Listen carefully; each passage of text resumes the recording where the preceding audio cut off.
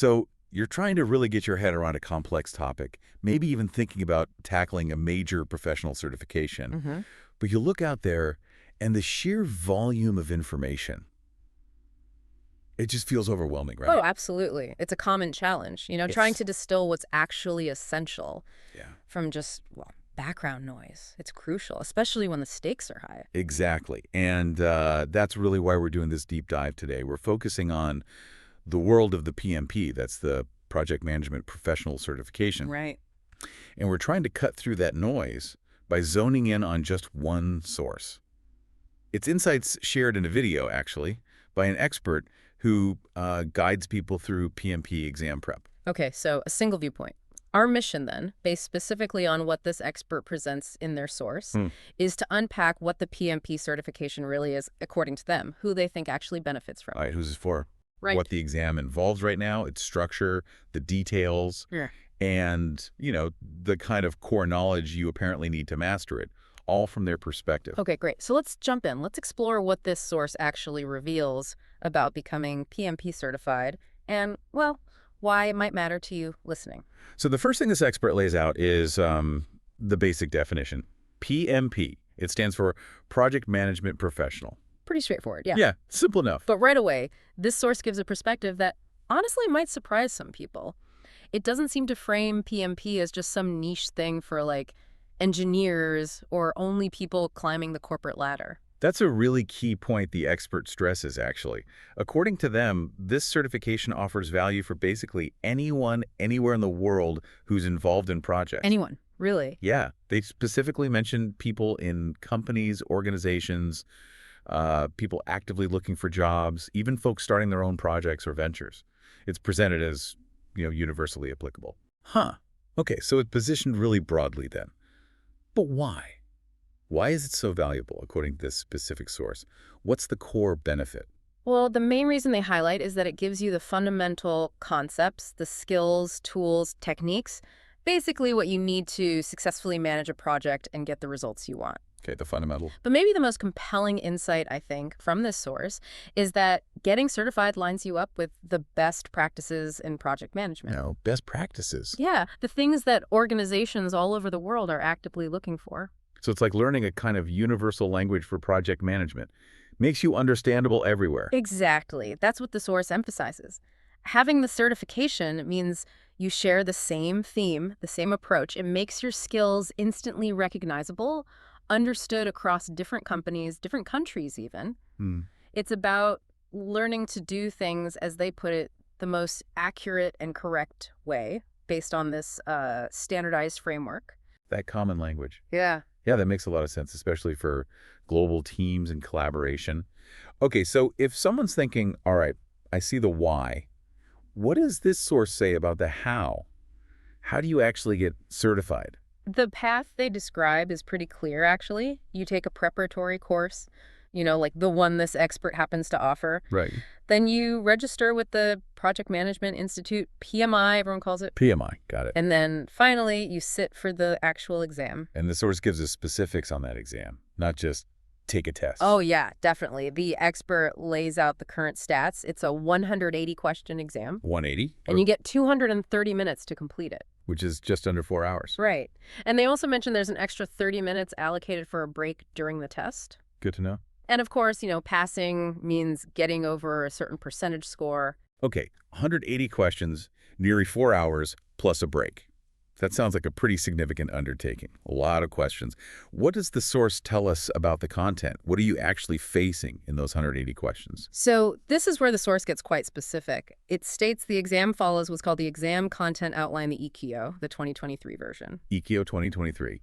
And does this ECO, does it point to specific study materials? Like, what should you actually read? Yes, it does. And this is important. The expert highlights that the ECO exam draws from both the PMBOK Guide 6th edition and the 7th edition. PMBOK. That's a project management body of knowledge, right? The big guide. Exactly. It's like the foundational standard for project management. But what's crucially pointed out here is that even though this expert might look at the 8th edition or other things, the exam itself, according to the source, is firmly based on the 6th and 7th editions. That's a really vital piece of info for focusing your study. Okay, so focus on PMBOK 6 and 7 for the ECO 2023 exam. Got it. How is that content actually structured on the test then? Is it broken down? Yeah, the source breaks it down into three main areas, or domains, reflecting that EQ structure. Yeah. First, you've got the people domain. That covers 14 specific tasks related to leading teams, stakeholders, that sort of thing. People, 14 tasks. Makes sense. Second is the process domain. This one's bigger, 17 tasks, all about the technical aspects of managing the project. Process, 17 tasks. Okay. And third is the business environment domain.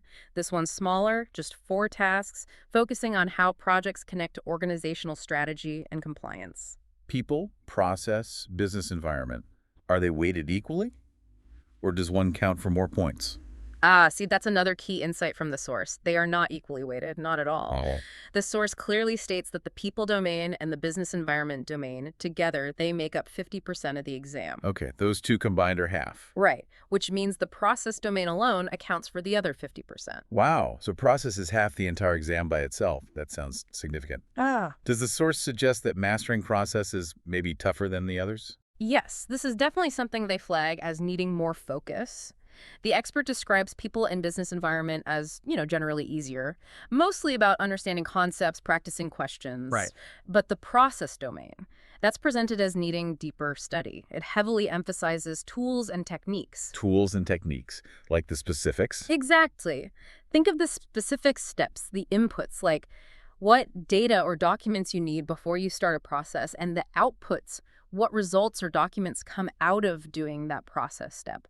It gets into the real mechanics within different project management methods. Okay, so it's not just understanding what needs doing, but the actual nuts and bolts of how you do it within these various processes. And does this connect to different, styles or approaches to project management too? Absolutely, that's a major point.